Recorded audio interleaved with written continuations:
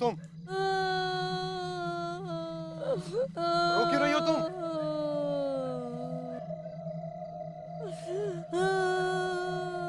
क्या हुआ तुम्हें?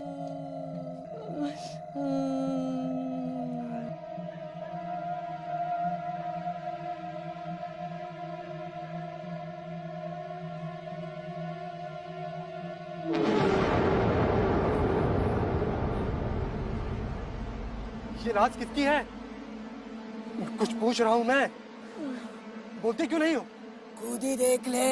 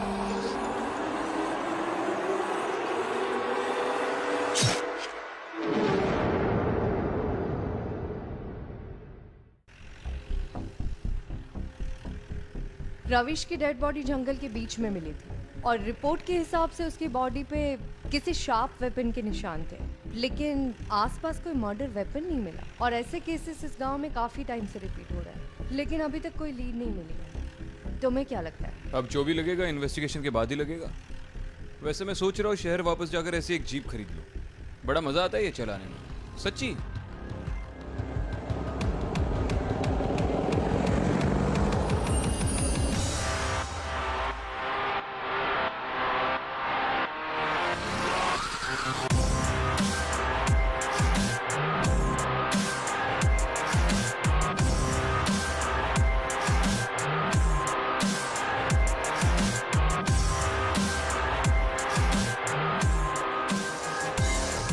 जैन सर। जैन, कितने बजे के करीब की बात होगी? सर रात तकरीबन 2-3 बजे के आसपास की बात लग रही है।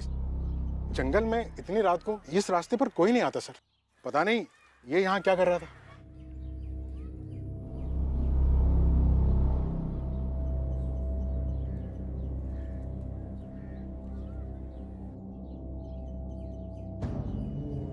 यहाँ से कुछ मिला था? नहीं मैडम, यहाँ से तो कुछ नहीं मिला था। रॉबरी या आपसी दुश्मनी कुछ भी? नहीं सर, ऐसा कुछ तो दिखाई नहीं पड़ रहा, क्योंकि उसका पर्स और बाकी सब सामान उसके जेब में ही था। एक काम करते, सबसे पहले रविश के घर से छानबीन शुरू करते। ठीक है।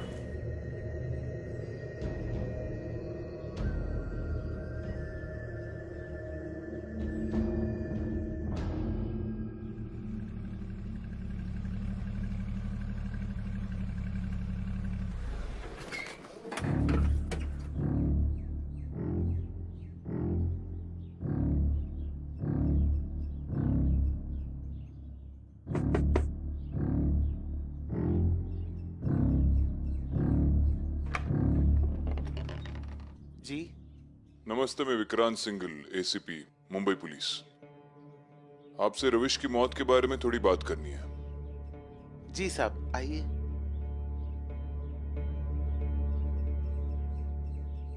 आपके लिए मैं पानी। जी नहीं, ठीक है, आप बैठिए ना, बस थोड़ी देर बात करनी है। जी। उस घटना के बारे में जरा बताइए प्लीज। कभी सोचा नहीं था कि अपने बेटे की मौत देखनी पड़ेगी इस जीवन में। देखिए, हम आपका दुख समझ सकते हैं, लेकिन आप हमें रविश के बारे में जितना बताएंगी हम आपकी उतनी मदद कर पाएंगे। बहुत खुश रहता था हमारा रविश। उसकी ना ही किसी से कोई दुश्मनी थी और ना ही कोई मनमुटाव। जिस दिन उसके साथ ये हादसा हुआ, उसकी मौत हुई, वो रात को इतनी देर रात तक जंगल में क्या कर रहा था, कहां से आ रहा था? साहब, उसकी बींदनी मेरी बहू कजरी पेट से थी तो वो दाई के घर से आ रहा था। रात के जब 11 बजे तक घर वापस नहीं आया तो मैंने उसे कई बार फोन किया, लेकिन उसका फोन बंद आ रहा था, कुछ पता नहीं चला। दाई के घर गया था, मतलब आपके गांव में कोई अस्पताल नहीं है? अस्पताल तो बड़े लोगों के चोचले होते हैं ना साहब, हमारे यहाँ तो दाई ही बच्चा कर देती है।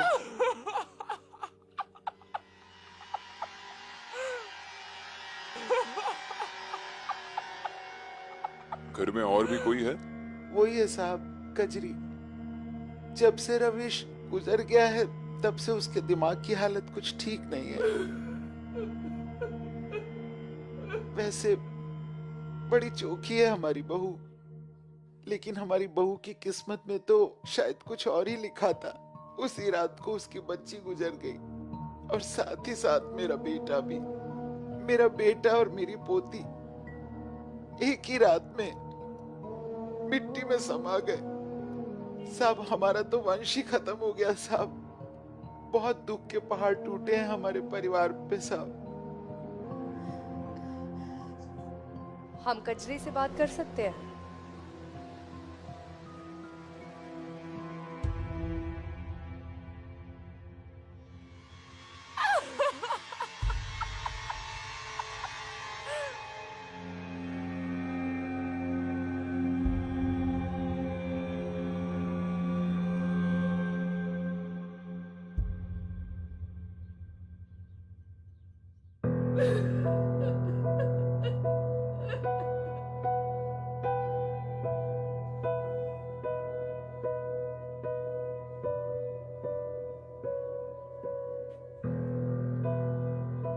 कजरी, हम लोग पुलिस है।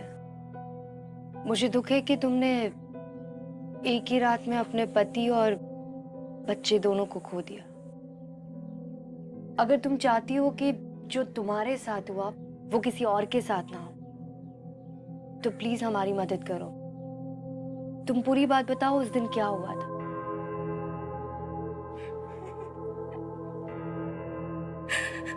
मेरे साथ ये देखो मेरी तीसरी बच्ची भी मर गई मेरे साथ। तीसरी? मेरी फूल सी बच्ची है मेरे साथ। देखो, ये पैदा होते ही इस दुनिया से चली गई मेरे साथ।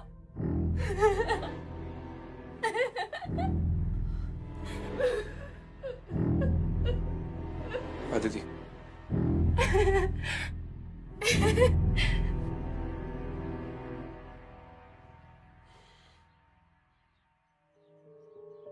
आपने हमें पहले क्यों नहीं बताया कि कजरी के इससे पहले भी 2 बच्चे मर चुके हैं? जी वो 2 कमजोरी से मर गई थी और ये तो मरी हुई पैदा हुई। कमजोरी से? जी ठीक है, आप हमें उस दाई का एड्रेस दे दीजिए, हम उन्हीं से पता कर लेंगे। रविश रात 12 बजे यहाँ से निकला, उस वक्त मैं यहीं पे थी। हमने सुना कि उसकी बच्ची मरी हुई पैदा हुई थी। हाँ, कजरी की बच्ची बहुत ही कमजोर थी। मैंने बहुत कोशिश की लेकिन कोई फायदा नहीं हुआ। इस बात से रविश को काफी सदमा पहुंचा होगा। उसका रवैया कैसा था? बहुत ही सीधा साधा आदमी था। 9 महीने अपनी बीवी की बहुत सेवा की, खाना पीना घर का काम सब में मदद करता था। लेकिन जब उसे पता चला तो बहुत दुखी हो गया। मैंने उसे घर भेज दिया। बच्ची की मौत का कारण क्या था? बहुत कमजोर थी बच्ची। मैंने उसमें जान डालने की बहुत कोशिश की, लेकिन ऊपर वाले की इच्छा के आगे किसका क्या चलता है। एक और बात, इस गांव के ज्यादातर बच्चे आप ही करती है। इतने सारे बच्चों के मरने से अच्छा है कि आप लोग उन्हें हॉस्पिटल ले जाएं। अरे कैसी बात करते हैं आप? अरे 50 साल से ये काम कर रही हूँ मैं। लोग कहते हैं मुझ पर भगवान का आशीर्वाद है, भगवान का हाथ है। और ये बड़े बड़े अस्पताल बस लोगों से पैसा छीनने का काम करते हैं। किसी से भी पूछ लो, मैं कभी भी अपने काम में लापरवाही नहीं करती। अब ऊपर वाले की ही मर्जी नहीं है तो मैं क्या करती। ठीक है, दोबारा जरूरत पड़ी तो आएंगे। जयराम जी की।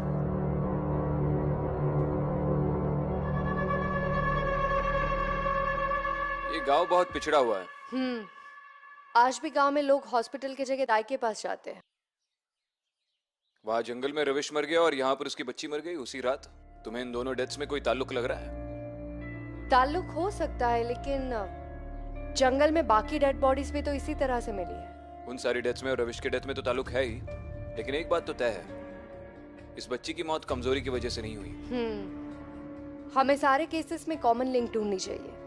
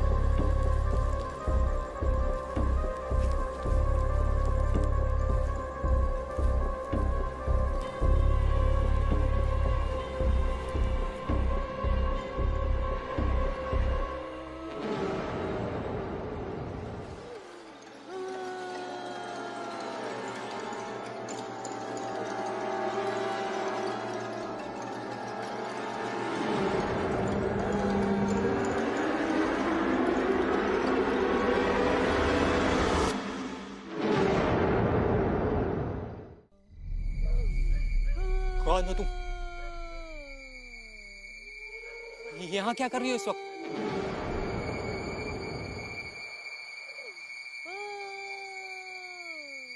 तुम रो क्यों रही हो? किसकी लाश है ये?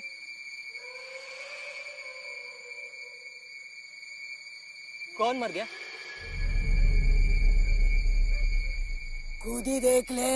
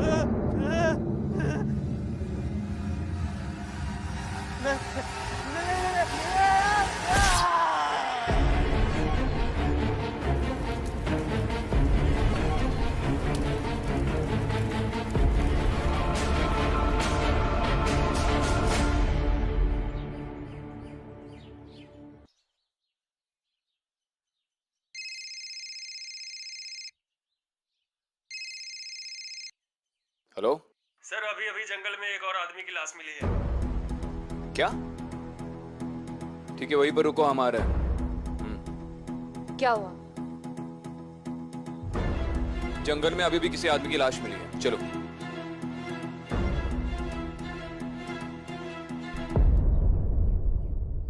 उसी तरह के घाव हैं। वार किसी नुकीली चीज से किया गया है। इसकी बॉडी को जल्द से जल्द पोस्टमार्टम के लिए ले जाइए और रिपोर्ट बहुत अर्जेंट है। विक्रांत, यहाँ कुछ था, कुछ अजीब।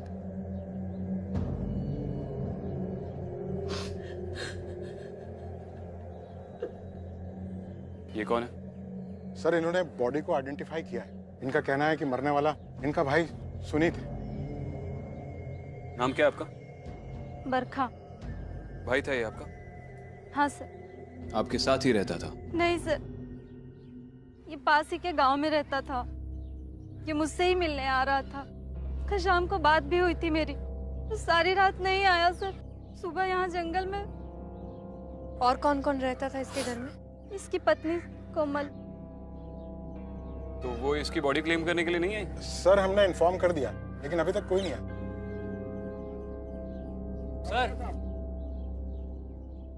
सर इनका कहना है कि इन्होंने यहाँ से कोई आवाजें सुनी। क्या सुना था तुमने? मैडम, मैंने यहाँ पर किसी औरत के जोर जोर से रोने की आवाज़ें सुनी थी। बाद में मैंने यहाँ पर आकर देखा तो ये आदमी यहाँ पर मरा पड़ा हुआ था। कौन थी वो औरत? देखा था तुमने उसे? वो काली साड़ी वाली औरत। काली साड़ी में औरत?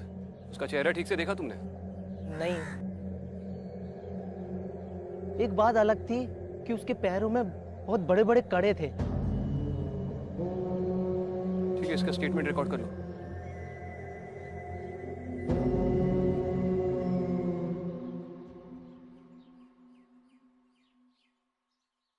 अब तक ये सारे लोग मरे हुए पाए गए उस जंगल में।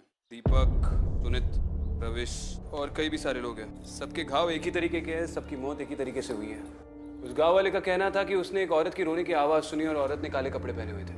आप में से किसी ने या किसी और गांव वाले ने कभी कोई काले कपड़े पहनी हुई औरत देखी है आसपास? काले कपड़े में तो गांव के बाहर बहुत सारी औरतें हैं।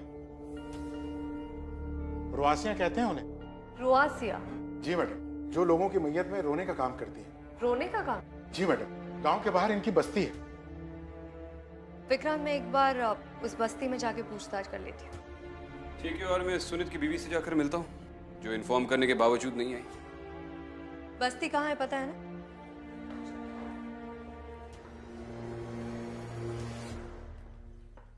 ये सुनित के घर का एड्रेस है तुम्हारे पास? यस। गाड़ी निकलवा।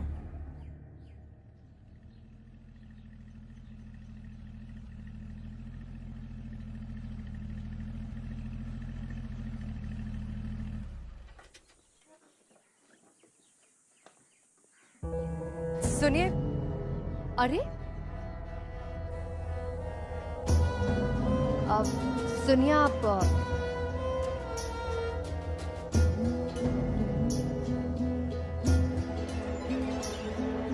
आपसे बात।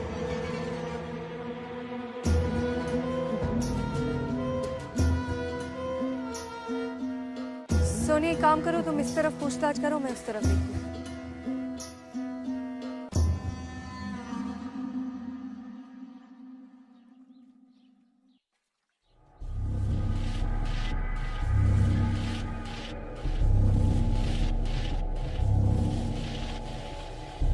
कोमल? हाँ बोलिए। मैं विक्रांत सिंघल, मुंबई पुलिस। बोलिए साहब। आपसे आपके पति सुनीत की मौत के बारे में बात करनी है। क्या हुआ, आप हंस क्यों रही हैं? और आप उसकी बॉडी क्लेम करने के लिए क्यों नहीं गई? हैवान की मौत का खुशी किसी नहीं होती साहब, और जब वो मरा था ना तो मेरे दिल को बहुत खुशी हुई थी। कोई गम नहीं है मुझे। आपके पति के मौत से आपको खुशी हुई है? हाँ। उसने उसने उसने मेरी बच्ची के साथ। आपकी बच्ची के साथ क्या? उसने मेरी बच्ची को मार दिया साहब। उसने मेरी सुधा को मार दिया। वो कहते हैं ना साहब, वंश चलाने के लिए बेटी नहीं बेटे की जरूरत होती है। वही किया उसने।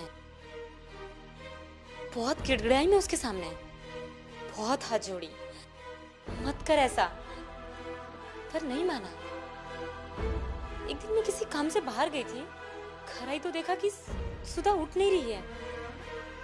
बोलता है मर गई सुधा। मार दिया मेरी सुधा को। लेकिन ये बात आपने जाकर पुलिस में नहीं बताई? क्या बताऊं सर साहब, पुलिस में कौन सुनता है? पुलिस वाले तो यही बोलते हैं कि तुम्हारा घर का मामला है, तुम सुलझाओ। किससे बताऊं, कौन सुनता है हमारी? इसलिए उसके मरने का कोई अफसोस नहीं है। हम उसे खंदा मिला, वही बहुत बड़ी बात है उसके लिए। और कुछ पूछना है आपको?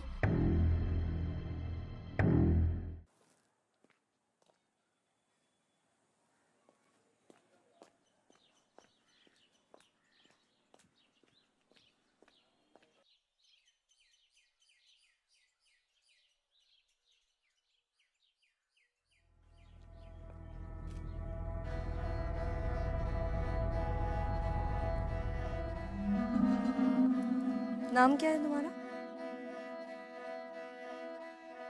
पारो। पारो, तुमने इस बस्ती से काले कपड़े वाली औरत को जंगल की तरफ जाते हुए देखा है? कुछ पूछ रही हूँ मैं तुमसे। ये कुछ नहीं बोलेगी। जो पूछना है हमसे पूछिए। आप कौन? रुआसी। नाम क्या है आपका? लता। लता जी, आपने इस बस्ती से किसी काले कपड़े वाली औरत को जंगल की तरफ जाते हुए देखा है रात को? यहाँ से रात को मेरी इजाजत के बगैर कोई कहीं नहीं जाता। देखिए, इस गांव में काफी टाइम से कत्ल हो रहा है और गवाह के मुताबिक एक काले कपड़े वाली औरत रात को जंगल में जाती है और वही सारे कत्ल करती है। उसने अपनी आंखों से देखा है। काले कपड़े तो बाजार में बहुत मिलते हैं। हम रुआसियों को मैयत में आंसू बहाने के लिए बुलाया जाता है, आंसू बहाने का कारण बनने के लिए नहीं। कब से कर रही है आप ये काम? क्या करोगे जानकर? देखिए, गांव में जो हो रहा है उसे रोकने के लिए मेरा जानना बहुत जरूरी है और आपका जवाब देना। कितने लोग हैं इस बस्ती में? गिन लीजिए।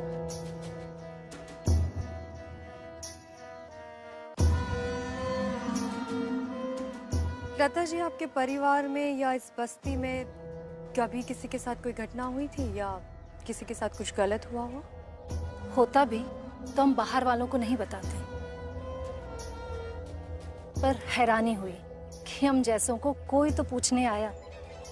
वैसे भी मैयत के सिवा हम जैसों को कौन याद करता है। ठीक है, मैं चलती हूँ।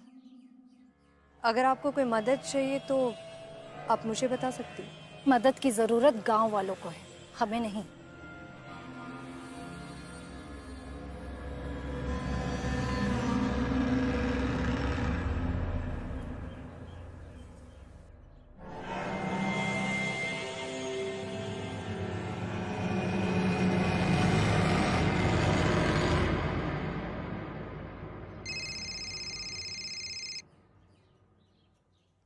हाँ दीदी। विक्रांत सुनीत की फैमिली से मिले? हाँ, इस केस की कॉमन लिंक मिल गई है। सुनीत ने अपने हाथों से अपनी बेटी को मार डाला था। अच्छा। और तुम्हें कुछ पता चला? हाँ, उस बस्ती में मैं एक औरत से मिली, लता नाम था। जब मैंने उससे सवाल पूछे तो बहुत ही उल्टे सीधे जवाब देने लगी। विक्रांत, मुझे लगा कि जैसे वो मुझसे बहुत कुछ छुपा रही थी। मैं एक काम करती हूँ, उस बस्ती के जितने भी पुराने केसेस हैं उनकी फाइल्स निकलवाती हूँ। शायद कुछ ना कुछ पता चल जाए। ठीक है, तो मैं चौकी पे पहुंचता हूँ, मिलकर चेक करते हैं। ठीक है। Okay, C you.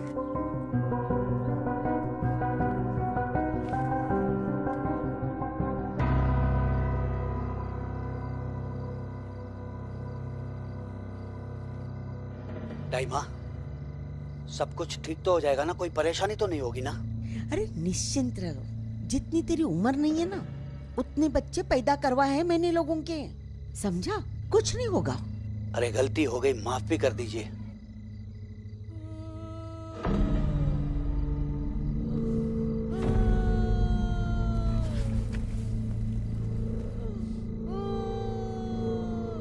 डाइमा, किसी औरत के रोने की आवाज है।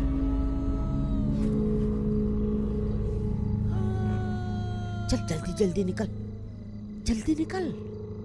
संभल के। डाइमा, ये तो मेरी मोटरसाइकिल है। ये देखिए, चाबी भी मेरे पास है। लाइट कैसे चल रही है? मुझे भी समझ में नहीं आता। चल कर देखते हैं।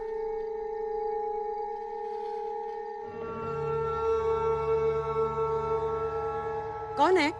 कौन है वहां पर?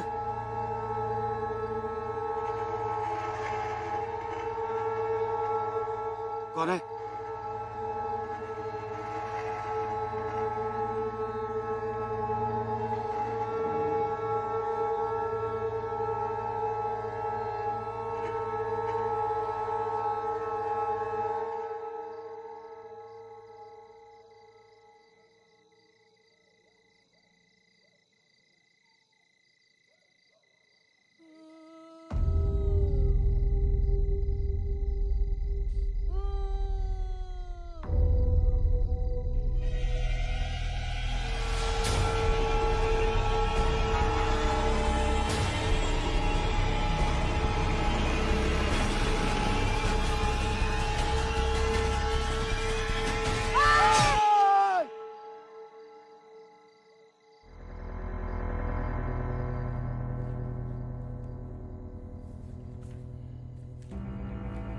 कांस्टेबल्स का कहना है कि हाल ही में इस बस्ती से किसी ने कंप्लेंट नहीं लिखवाई है। ये सारे के सारे पुराने केस फाइल्स हैं। सबसे लेटेस्ट केस जो अब तक मैंने देखा है उससे भी 5 साल से ऊपर हो गया।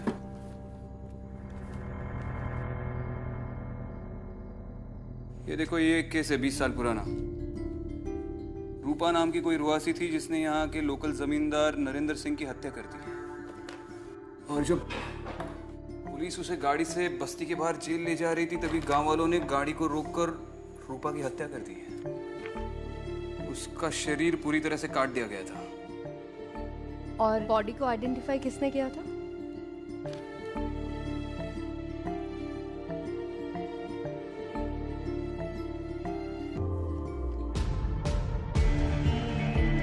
लता।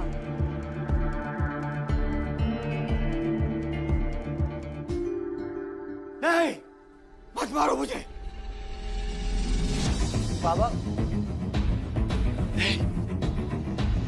बाबा, क्या हुआ बाबा? नहीं, मत मारो मुझे। बाबा, नहीं, नहीं, नहीं, नहीं।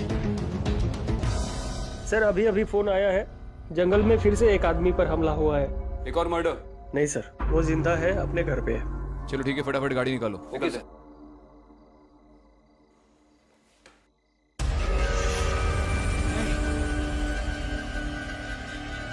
नहीं, नहीं, मत मारो मुझे।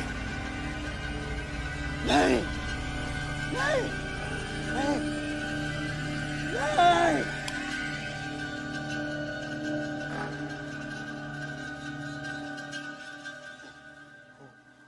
वो मुझे मार डालेगी। बाबा, क्या हुआ? क्या हुआ बाबा? वो औरत मुझे मार डालेगी। कौन सी औरत? वो काले कपड़े वाली औरत। कब से चल रहा है ये सब? अभी थोड़ी देर पहले से। मेरी बीवी को ना बेटी पैदा हुई थी, लेकिन वो मरी हुई पैदा हुई और उसी का दाह संस्कार करने के बाद बाबा दाई माँ को घर छोड़ने जा रहे थे, लेकिन जब वहां से रात को लौटे तब से उनकी ऐसी हालत है। डिलीवरी के टाइम पर तुम कहाँ थे? मैं बाहर गया हुआ था। जैसे यहाँ पहुंचा तभी मुझे पता चला कि मेरी बेटी। ठीक है, ख्याल रखो अपने पिताजी का। बाबा, अदिति, इसे बिल्कुल भी भनक नहीं लगनी चाहिए कि हम सब कुछ जानते हैं, लेकिन इसे अपने गुनाहों की सजा तो मिलनी ही चाहिए, और उस दाई को भी।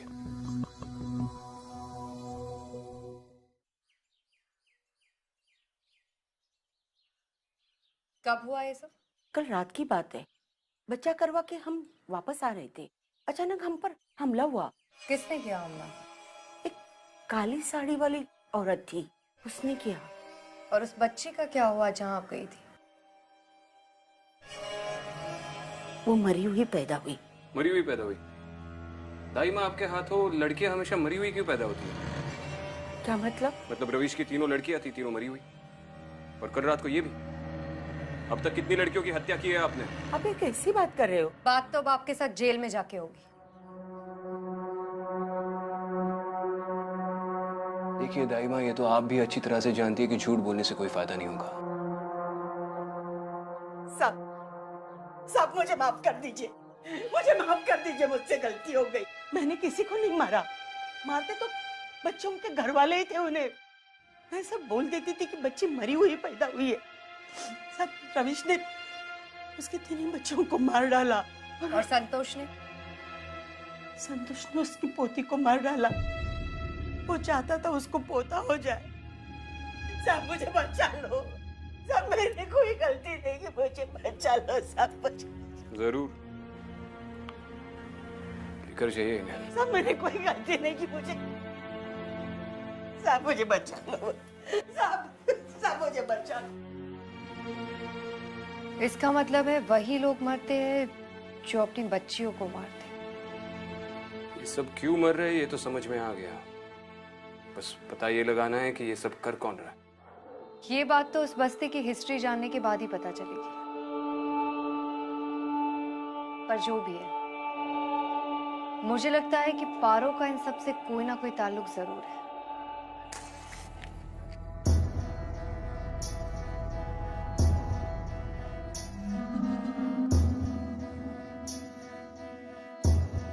लता जी, मुझे आपसे कुछ बात करनी है। देखिए, इस गांव में जो कुछ भी हो रहा है उसे रोकने के लिए मेरा आपसे बात करना बहुत जरूरी है। रूपा के साथ क्या हुआ था?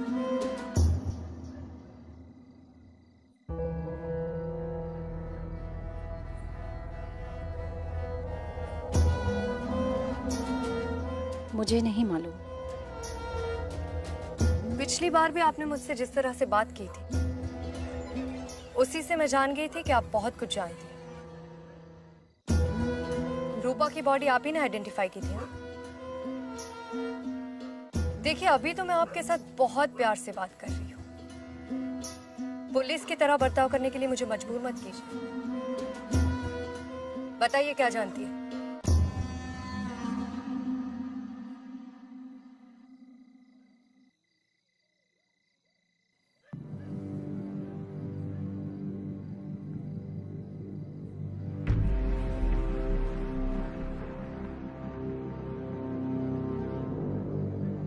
पारो, तू अंदर जा।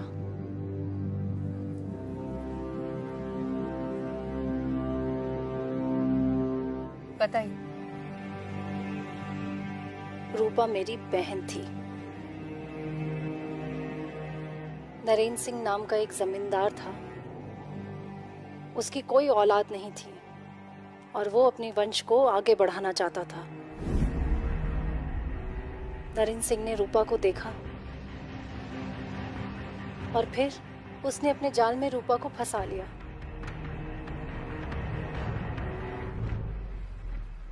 फिर रूपा गर्भ से हो गई। वो कहता था कि उसको बहुत अच्छे से देखभाल करेगा। हमने इस बात को घर से बाहर नहीं जाने दिया और हमें भी लगता था कि शायद रूपा की जिंदगी बदल जाए। फिर रूपा को बेटी हुई।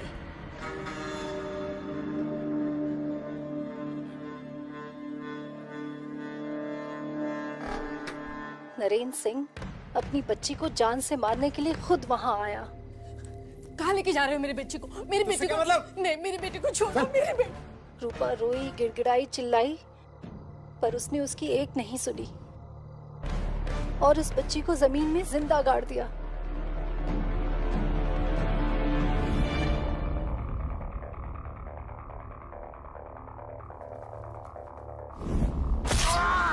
इस बात का बदला लेने के लिए रूपा ने नरेंद्र सिंह को मार डाला।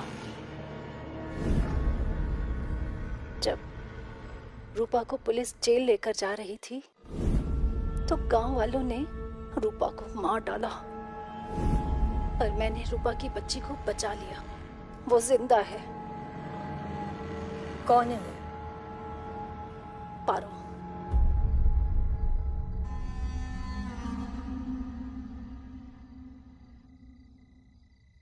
पारो रूपा की बेटी? हाँ। जब नरेंद्र सिंह ने अपनी बच्ची को जमीन में जिंदा गाड़ दिया तब मैं वहां किसी तरह पहुंची और उस बच्ची को बचाकर इस गांव से बहुत दूर लेकर चली गई। उसे वहीं पाला पोसा और सबको यही बताया कि ये मेरी बच्ची है। लेकिन फिर कुछ आर्थिक तंगी की वजह से इस गांव में हमें वापस आना पड़ा। लेकिन रूपा को अभी भी यही लगता है कि उसकी बेटी मर चुकी है, इसीलिए वो लोगों को मार रही है। उसकी आत्मा को शांति मिले इसलिए हमें एक बार उसे पारो को दिखाना बहुत जरूरी है। पर पारो को इसके बारे में कुछ भी मालूम नहीं। पारो को आपने ये सारी बातें नहीं बताई? नहीं।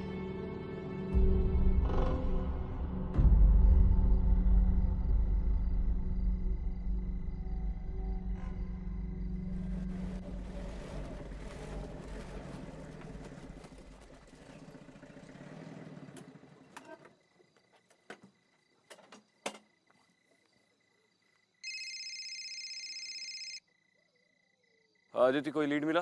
विक्रांत, वो काले कपड़े वाली औरत का पता चल गया। वो रूपा की आत्मा ही है, वही सबको मार रही है। वो नरेंद्र नाम के लड़के से प्यार करती थी, उन दोनों की एक लड़की हुई, लेकिन नरेंद्र को लड़का चाहिए था और उसने उस बच्ची को मार दिया। हाँ भी और ना भी। मतलब? जो गलतफहमी अभी तुम्हें हुई, उसी गलतफहमी में रूपा भी है। लता ने मुझे बताया कि नरेंद्र ने अपनी बेटी को जिंदा गाड़ दिया था, लेकिन उसके जाने के बाद लता वहां पहुंची और उसने उसको बचा लिया। वो अभी जिंदा है और वही पारो है। और जब तक ये पारो रूपा के सामने नहीं आती तब तक ये सिलसिला चलता रहेगा। एग्जैक्टली। इसका मतलब वो संतोष को भी मारने की कोशिश कर सकती है। मैं अभी संतोष के घर पर ही आया हूँ उससे बात करने। तुम एक काम करो कि जल्द से जल्द पारो को लेकर यहाँ पर संतोष के घर पे ही आ जाओ। ओके।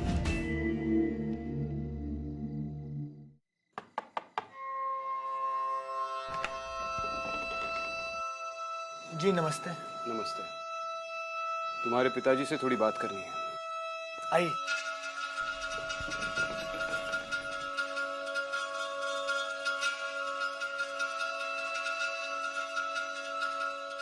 क्या बात है, अभी भी डर लग रहा है कि वो औरत आकर आपको मार देगी? हाँ साहब, वो आएगी, वो जरूर मुझे मार डालेगी, जिंदा नहीं छोड़ेगी साहब। तो फिर संतोष जी बैठे बैठे ये भी क्यों नहीं सोच लेते कि आखिर वो औरत आपको क्यों मारना चाहती है? मतलब ऐसा क्या किया आपने कल रात को जिस वजह से उस औरत ने आप पे हमला किया? साहब हमने कुछ नहीं किया था, हम वो जंगल के रास्ते से आ रहे थे, बस अचानक कहां से वो सामने आ गई और हमारा ये हाल कर दिया। वो तो चाहती थी कि हम जान से मरे। वो सब तो मैं जानता हूँ, लेकिन क्या करके आप जंगल के रास्ते से आ रहे थे? ऐसा क्या किया आपने? नहीं वो हम तो बस पानी। शुक्रिया बाबा।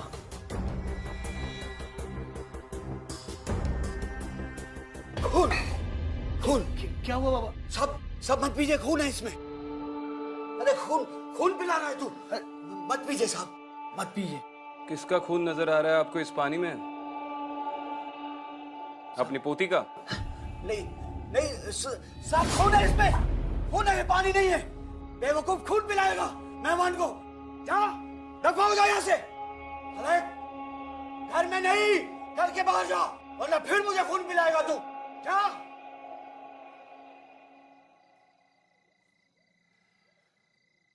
संतोष जी, तुम्हारी दाई माँ तो हवालात में चली गई और तुम भी अच्छी तरह से जानते हो कि मैं किस बारे में बात कर रहा हूं।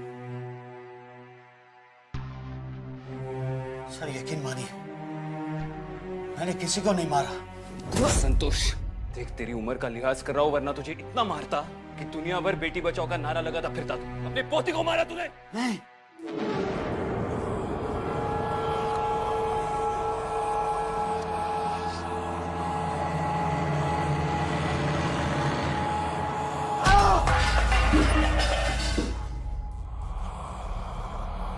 रूपा, इसे छोड़ दो। उसके किए की सजा इसे कानून देगा।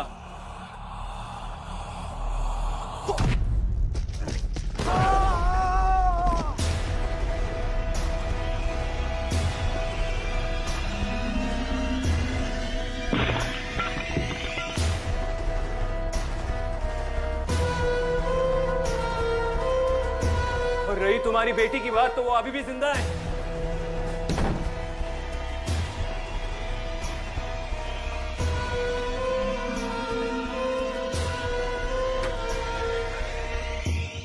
रुक जाओ रूपा।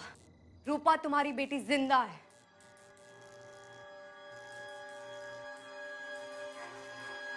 तुम्हें गलतफहमी हुई है। नरेंद्र ने तुम्हारी बेटी को जिंदा गाड़ दिया था, लेकिन तुम्हारी बहन ने उसे बचा लिया था और वो यही है तुम्हारे सामने। यही है तुम्हारी बेटी पारो।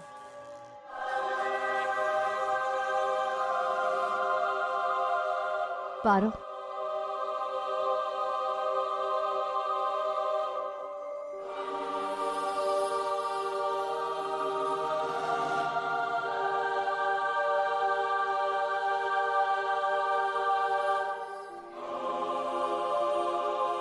माँ,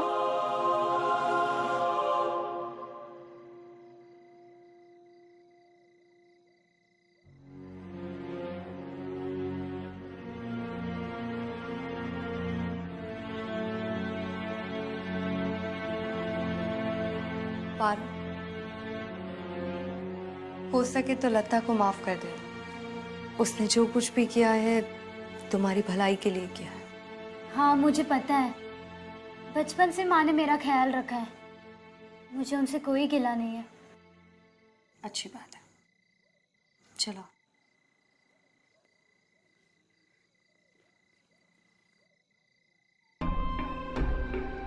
वो औरत मुझे मार डालेगी। ये औरत मुझे मार डालेगी, मुझे मार डालेगी।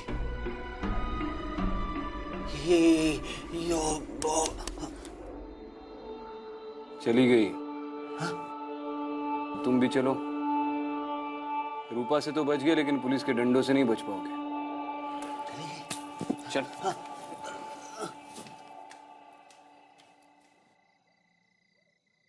तो एसपी अदिति शर्मा, ये मिशन तो अकम्प्लिश हो गया। अब अगले मिशन पे जाने के लिए तैयार हो? कौन सा? ऐसी एक जीप खरीदनी है मुझे। ढूंढने में मदद तो करोगी ना? चले। मदद तो करनी पड़ेगी तुम्हें।